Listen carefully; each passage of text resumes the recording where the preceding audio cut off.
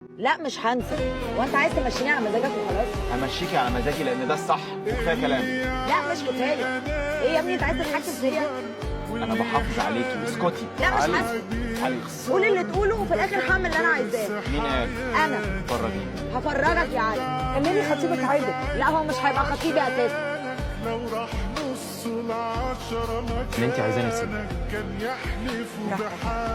وانا موافق. خلاص مالناش علاقه. برضه رحمه امي لا تندمي وترجعي لي ومش هعبط. بقول لك ايه، ايوه. هو انت صاحبت او في حد يعني بتتكلم معاه الفتره دي؟ ده السؤال الغريب. سؤال عادي. انت مالك انت، انا صاحبت ولا لا؟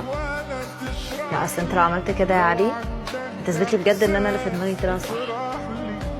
هو بعيدا عن ان انا عملت كده ولا لا، بعد اللي انت عملتيه انا ما يفرقليش انت صح ولا غلط. بس انا يفرق. عن اذنك.